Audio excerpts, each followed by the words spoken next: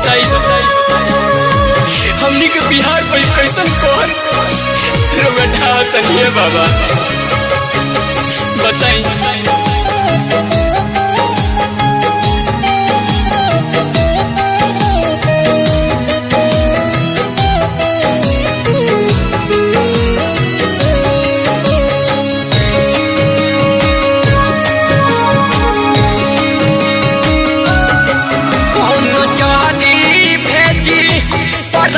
पहाड़ से कौन जरी भेजी पर्वत पहाड़ से बचाई बाबा चमकी बुखार से कौन जरी भेजी पर्वत पहाड़ से बचाई बाबा चमकी बुखार से कहतानी हम मुजफ्फरपुर बिहार से कहतानी हम मुजफ्फरपुर बिहार से बचाई भोला चमकी बुखार से कौन जड़ी भेजी पर्वत पहाड़ से बचाई भोला चमकी बुखार से।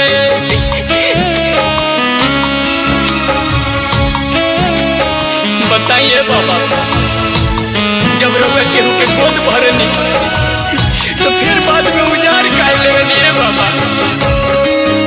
हम अकेले ना ये सब माई रउआ से पूछत है बाबा बताई सब केहू के।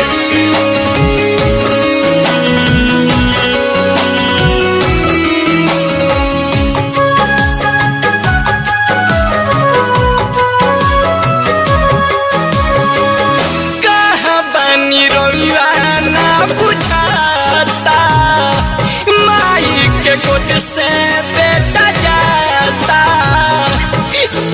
ए बाबा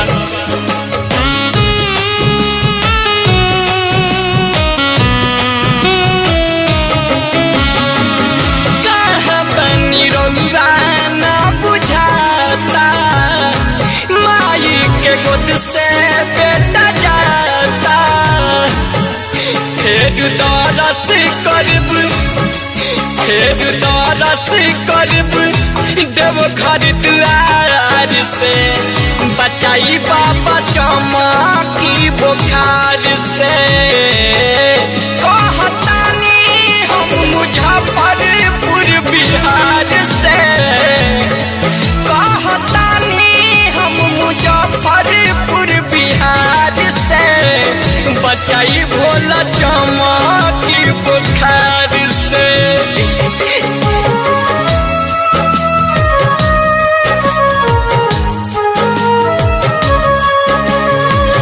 बताई ये देख के धरती के भी कलेजा फाट जाता सबके रोता लेकिन रउआ दिल में दया नहीं खियावत का है बाबा।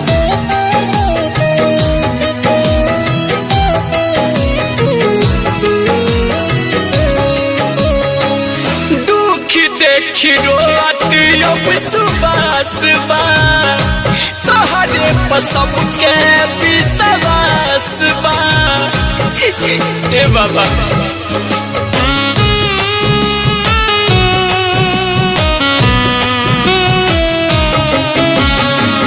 दुख देख रोवत अब सुबह सुबह तोहरे पर सबके विश्वास बा खबर सुननी हसा राबी गीतकार से खबर सुननी हसा राबी गीतकार से बचाई बाबा चमकी बुखार से कहतानी हम मुजफ्फरपुर बिहार से कहतानी हम मुजफ्फरपुर बिहार से बचाई बाबा चमकी बुखार से।